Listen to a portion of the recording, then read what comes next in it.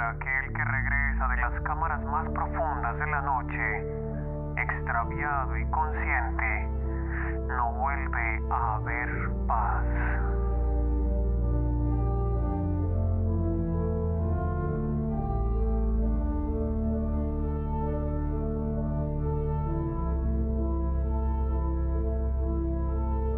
Howard Phillips Lovecraft nació en 1890 en Providence, Rhode Island, y falleció en la misma localidad en 1937. Lovecraft desarrolló una mitología propia dentro del género del terror, siguiendo una corriente de terror cósmico materialista, muy alejada de las vertientes tradicionales del género. Sin embargo, fue relativamente desconocido en vida, dándose a conocer de manera póstuma gracias a la difusión de su obra por parte de amigos y conocidos. Se interesó pronto por la mitología árabe y, más adelante, por la griega, escribiendo desde muy pequeño cuentos y poemas inspirados en ellas. Su abuelo, que se hizo cargo de su educación tras la muerte de su padre, le introdujo en las historias góticas de terror. Sus obras se hallan marcadas por el pesimismo y el cinismo y suelen dividirse en tres periodos: la época de las historias macabras, el ciclo del sueño y los mitos de Tulu. Sus temas más comunes son el conocimiento prohibido, la influencia de seres no humanos en la humanidad, la culpa heredada, el concepto de que uno no puede escapar de los errores de sus ancestros, el destino, la idea de una humanidad constantemente amenazada y en peligro, la raza, el género y los riesgos inherentes a una sociedad cientificista. Lovecraft ha desarrollado mundo de culto gracias a la creación de un universo propio de seres de naturaleza diversa, donde destacan los monstruos primigenios y el Necronomicon, un terrible grimorio que muestra cómo invocarlos.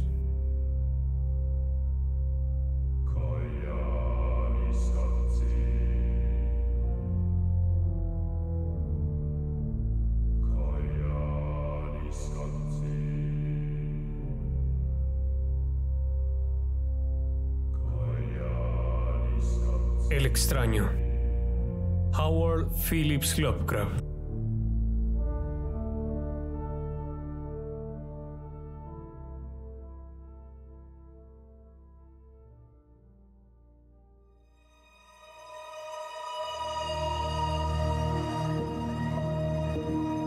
Infeliz es aquel a quien sus recuerdos infantiles solo traen miedo y tristeza.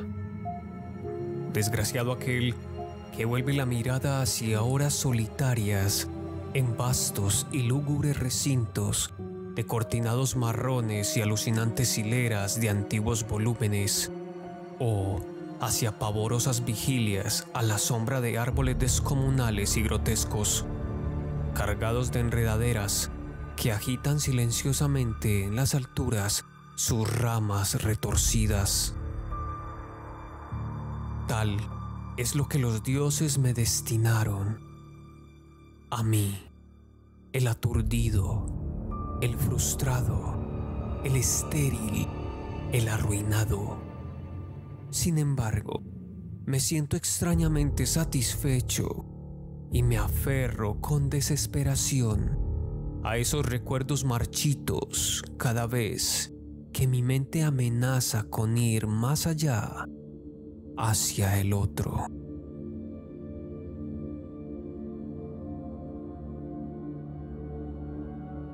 No sé dónde nací, salvo que el castillo era infinitamente horrible, lleno de pasadizos oscuros y con altos cielos rasos, donde la mirada solo hallaba telarañas y sombras. Las piedras de los agrietados corredores estaban siempre odiosamente húmedas y, por doquier, se percibía un olor maldito, como de pilas de cadáveres de generaciones muertas. Jamás había luz, por lo que solía encender velas y quedarme mirándolas fijamente en busca de alivio. Tampoco afuera brillaba el sol, ya que esas terribles arboledas se elevaban por encima de la torre más alta. Una torre negra, sobrepasaba el ramaje y salía al cielo abierto y desconocido. Pero estaba casi en ruinas y solo se podía ascender a ella por un escarpado muro poco menos que imposible de escalar.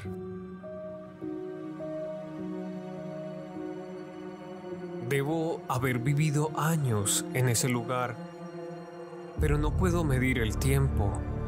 Seres vivos debieron haber atendido a mis necesidades. Sin embargo, no puedo rememorar a persona alguna, excepto yo mismo, ni ninguna cosa viviente salvo ratas, murciélagos y arañas. Silenciosos todos. Supongo que quien quiera que me haya cuidado debió haber sido asombrosamente viejo, puesto que mi primera representación mental de una persona viva fue la de algo semejante a mí, pero retorcido, marchito y deteriorado como el castillo. Para mí no tenían nada de grotesco los huesos y los esqueletos esparcidos por las criptas de piedra cavadas en las profundidades de los cimientos. En mi fantasía, asociaba estas cosas con los hechos cotidianos y los hallaba más reales que las figuras en colores de seres vivos que veía en muchos libros mohosos. En esos libros aprendí todo lo que sé. Maestro alguno me urgió o me guió, y no recuerdo haber escuchado en todos esos años voces humanas, ni siquiera la mía, ya que, si bien había leído acerca de la palabra hablada, nunca se me ocurrió hablar en voz alta. Mi aspecto era asimismo una cuestión ajena a mi mente, ya que no había espejos en el castillo y me limitaba, por instinto, a verme como un semejante de las figuras juveniles que veía dibujadas o pintadas en los libros. Tenía conciencia de la juventud a causa de lo poco que recordaba.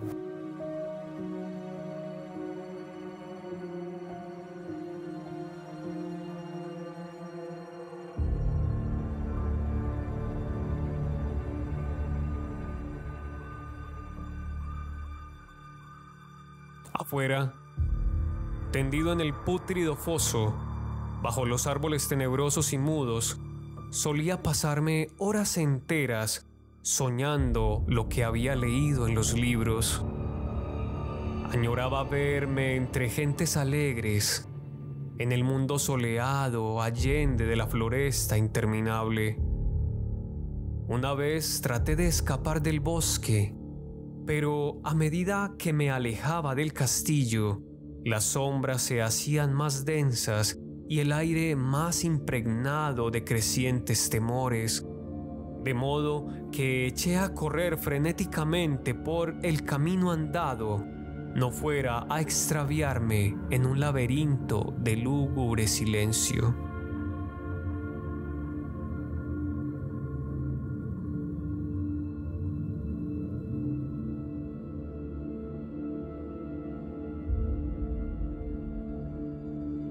Y así, a través de crepúsculos sin fin, soñaba y esperaba, aun cuando no supiera qué, hasta que, en mi negra soledad, el deseo de luz se hizo tan frenético que ya no pude permanecer inactivo y mis manos suplicantes se elevaron hacia esa única torre en ruinas que por encima de la arboleda se hundía en el cielo exterior e ignoto.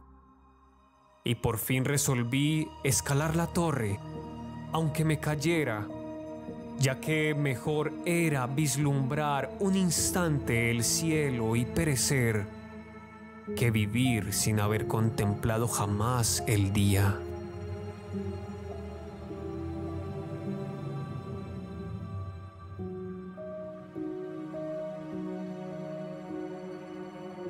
A la húmeda luz crepuscular, subí los vetustos peldaños de piedra hasta llegar al nivel donde se interrumpían, y de allí en adelante, trepando por pequeñas entrantes donde apenas cabía un pie, seguí mi peligrosa ascensión. Horrendo y pavoroso era aquel cilindro rocoso, inerte y sin peldaños, negro, ruinoso y solitario, siniestro con su mudo aleteo de espantados murciélagos. Pero más horrenda aún era la lentitud de mi avance, ya que por más que trepase, las tinieblas que me envolvían no se disipaban y un frío nuevo, como de moho venerable y embrujado, me invadió. Tiritando de frío, me preguntaba por qué no llegaba a la claridad y, de haberme atrevido, habría mirado hacia abajo. Se me antojó que la noche había caído de pronto sobre mí y en vano tanteé con la mano libre en busca del antepecho de alguna ventana por la cual espiar hacia afuera y arriba y calcular a qué altura me encontraba.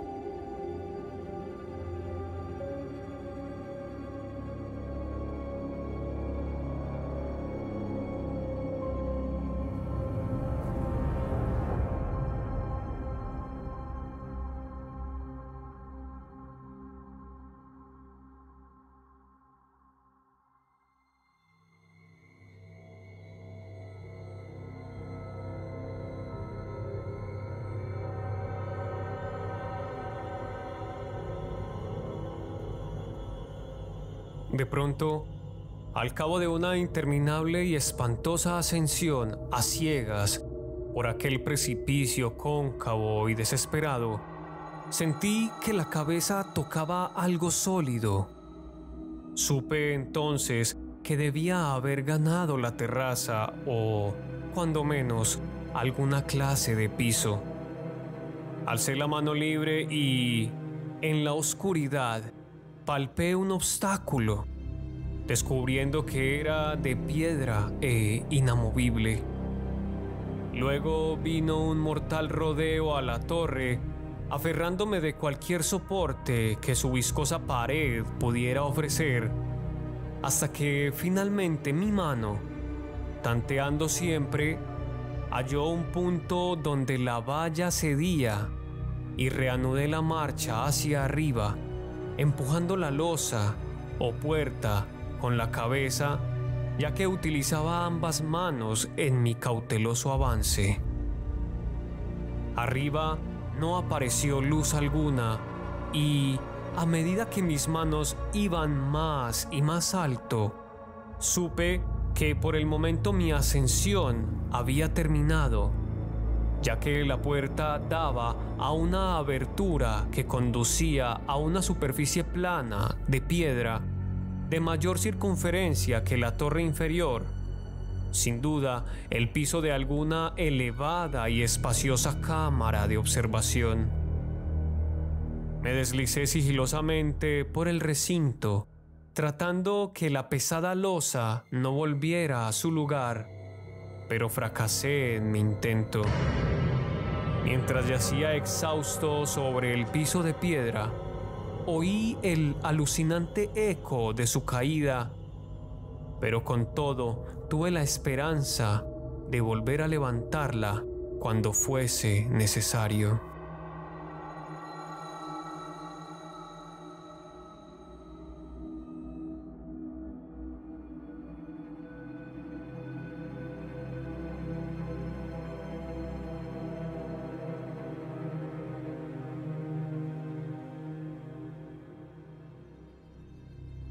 creyéndome ya a una altura prodigiosa, muy por encima de las odiadas ramas del bosque. Me incorporé fatigosamente y tanteé la pared en busca de alguna ventana que me permitiese mirar por primera vez el cielo y esa luna y esas estrellas sobre las que había leído. Pero ambas manos me decepcionaron, ya que todo cuanto hallé fueron amplias estanterías de mármol cubiertas de aborrecibles cajas oblongas de inquietante dimensión. Más reflexionaba y más me preguntaba qué extraños secretos podía albergar aquel alto recinto construido a tan inmensa distancia del castillo subyacente. De pronto, mis manos tropezaron inesperadamente con el marco de una puerta, del cual colgaba una plancha de piedra de superficie rugosa a causa de las extrañas incisiones que la cubrían. La puerta estaba cerrada, pero haciendo un supremo esfuerzo, superé todos los obstáculos y la abrí hacia adentro. Hecho esto, me invadió el éxtasis más puro jamás conocido. A través de una ornamentada verja de hierro y en el extremo de una corta escalinata de piedra que ascendía desde la puerta recién descubierta, brillando plácidamente en todo su esplendor, estaba la luna llena, a la que nunca había visto antes, salvo en sueños y en vagas visiones que no me atrevía a llamar recuerdos.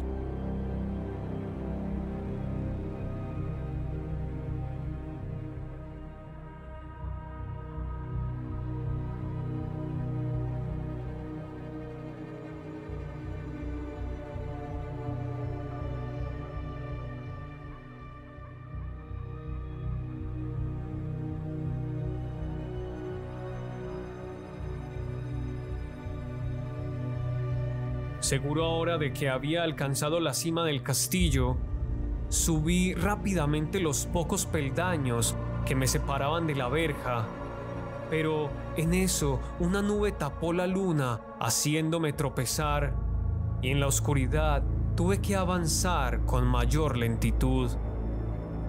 Estaba todavía muy oscuro cuando llegué a la verja, que hallé abierta tras un cuidadoso examen, pero que no quise trasponer por temor a precipitarme desde la increíble altura que había alcanzado.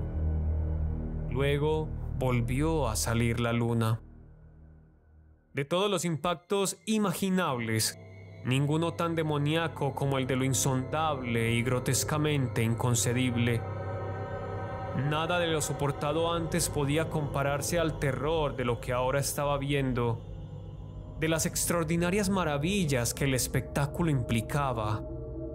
El panorama en sí era tan simple como asombroso, ya que consistía meramente en esto.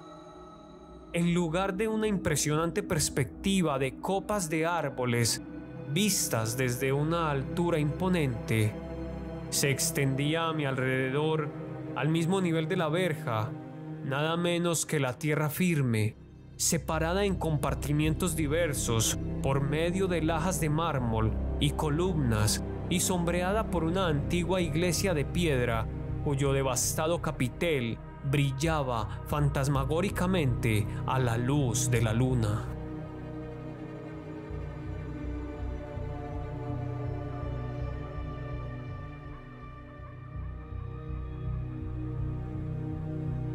Medio inconsciente, abrí la verja y avancé, bamboleándome por la senda de grava blanca que se extendía en dos direcciones.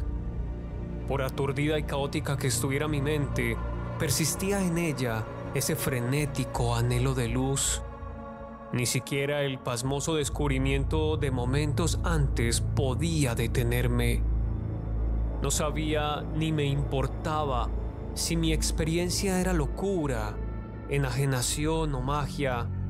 pero estaba resuelto a ir en pos de luminosidad y alegría a toda costa.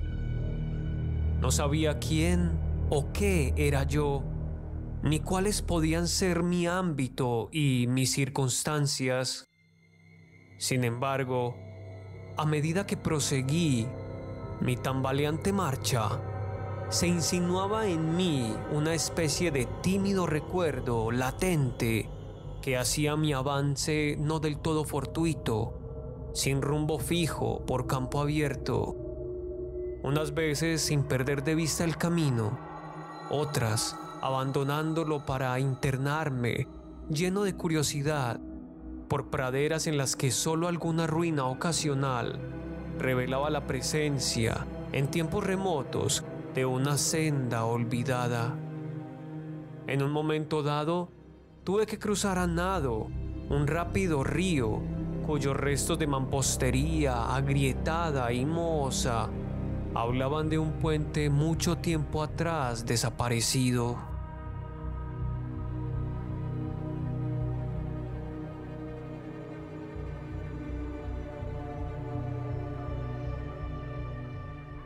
Habían transcurrido más de 2 horas cuando llegué a lo que aparentemente era mi meta. Un venerable castillo cubierto de hiedras, enclavado en un gran parque de espesa arboleda, de alucinante familiaridad para mí, y sin embargo, lleno de intrigantes novedades. Vi que el foso había sido rellenado y que varias de las torres que yo bien conocía estaban demolidas, al mismo tiempo que se erguían nuevas alas que confundían al espectador. Pero lo que observé con el máximo interés y deleite fueron las ventanas abiertas, inundadas de esplendorosa claridad, y que enviaban al exterior ecos de la más alegre de las francachelas. Adelantándome hacia una de ellas, miré al interior y vi un grupo de personas extrañamente vestidas que departían entre sí con gran jarana. Como jamás había oído la voz humana, apenas si podía adivinar vagamente lo que decían. Algunas caras tenían expresiones que despertaban en mí remotísimos recuerdos. Otras me eran absolutamente ajenas.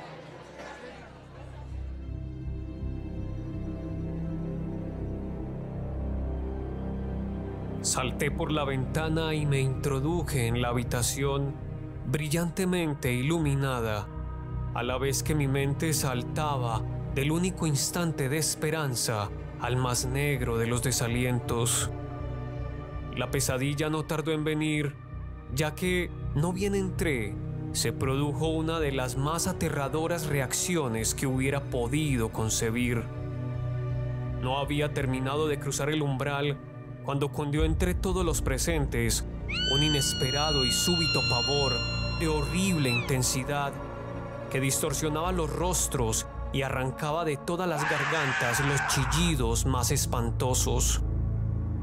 El desbande fue general, y en medio del griterío y del pánico, varios sufrieron desmayos, siendo arrastrados por los que huían enloquecidos. Muchos se taparon los ojos con las manos y corrían a ciegas, llevándose todo por delante, derribando los muebles y dándose contra las paredes en su desesperado intento de ganar alguna de las numerosas puertas.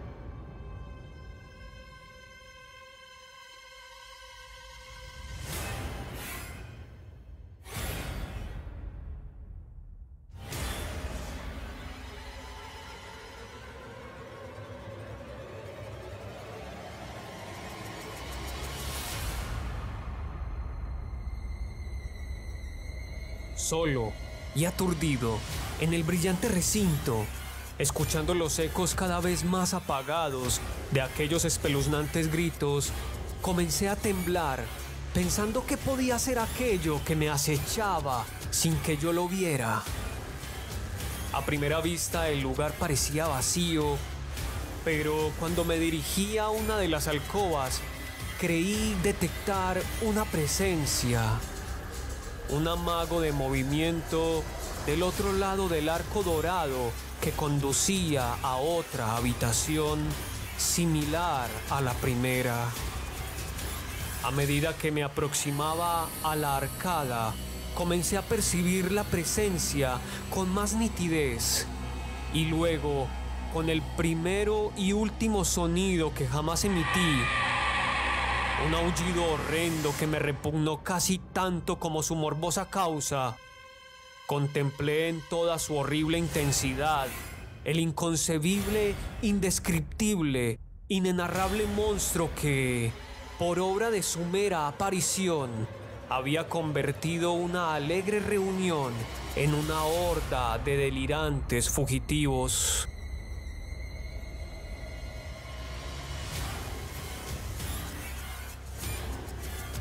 No puedo siquiera decir aproximadamente a qué se parecía, pues era un compuesto de todo lo que es impuro, pavoroso, indeseado, anormal y detestable.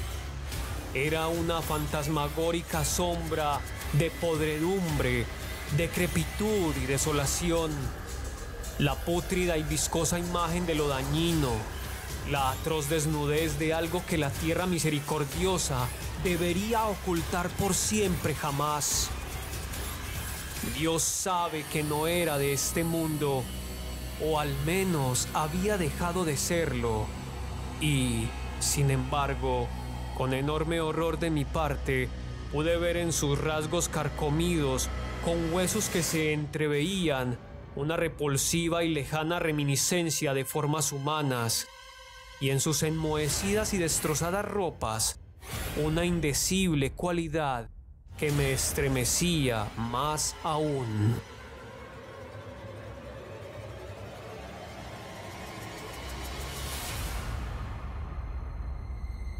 Estaba casi paralizado, pero no tanto como para no hacer un débil esfuerzo hacia la salvación. Un tropezón hacia atrás que no pudo romper el hechizo en que me tenía apresado el monstruo sin voz y sin nombre. Mis ojos, embrujados por aquellos asqueantes ojos vítreos que los miraba fijamente, se negaban a cerrarse. Si bien el terrible objeto, tras el primer impacto, se veía ahora más confuso. Traté de levantar la mano y disipar la visión, pero estaba tan anonadado que el brazo no respondió por entero a mi voluntad.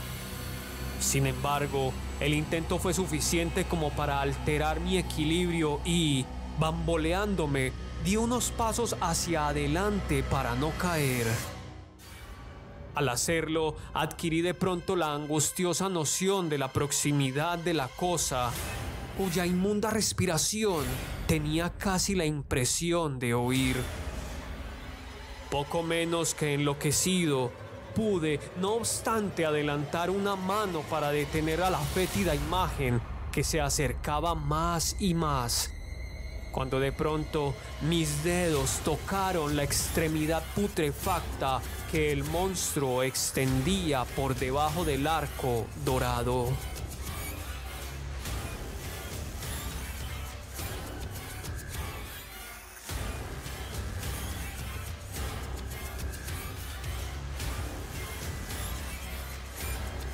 No chillé, pero todos los satánicos vampiros que cabalgan en el viento de la noche lo hicieron por mí, a la vez que dejaron caer en mi mente una avalancha de anonadantes recuerdos. Supe en ese mismo instante todo lo ocurrido. Recordé hasta más allá del terrorífico castillo y sus árboles. Reconocí el edificio en el cual me hallaba. Reconocí lo más terrible, la impía abominación que se erguía ante mí, mirándome de soslayo mientras apartaba de los suyos mis dedos manchados. Pero en el cosmos existe el bálsamo además de la amargura, y ese bálsamo es el olvido. En el supremo horror de ese instante, olvidé lo que me había espantado y el estallido del recuerdo se desvaneció en un caos de reiteradas imágenes. Como entre sueños, salí de aquel edificio fantasmal y execrado y eché a correr rauda y silenciosamente a la luz de la luna. Cuando retorné al mausoleo de mármol y descendí los peldaños, encontré que no podía mover la trampa de piedra, pero no lo lamenté, ya que había llegado a odiar el viejo castillo y sus árboles. Ahora cabalgo junto a los fantasmas, burlones y cordiales, al viento de la noche, y durante el día juego entre las catacumbas de Nefre-Ka, en el recóndito y desconocido valle de Hadod, a orillas del Nilo. Sé que la luz no es para mí, salvo la luz de la luna sobre las tumbas de roca de Neb. Como tampoco es para mí la alegría, salvo las innominables fiestas de Nicrotis bajo la gran pirámide. Y sin embargo, en mi nueva y salvaje libertad, agradezco casi la amargura de la alienación.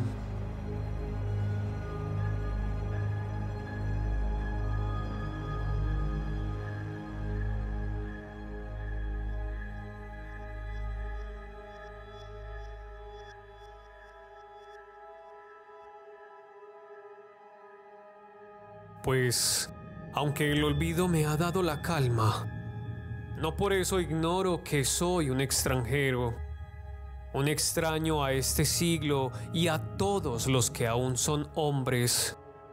Esto es lo que supe desde que extendí mis dedos hacia esa cosa abominable surgida en aquel gran marco dorado. Desde que extendí mis dedos y toqué la fría e inexorable superficie del pulido espejo.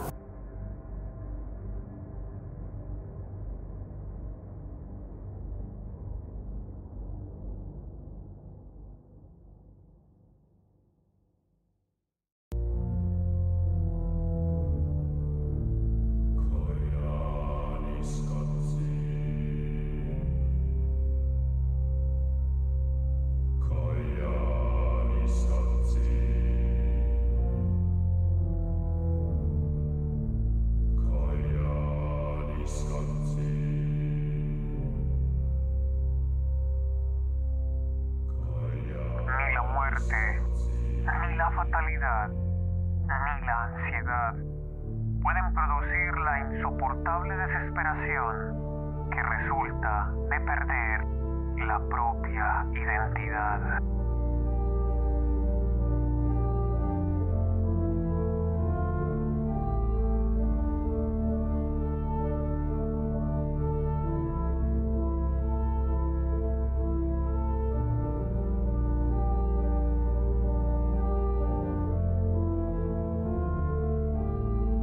Este fue el cuento El extraño por Howard Phillips Lovecraft.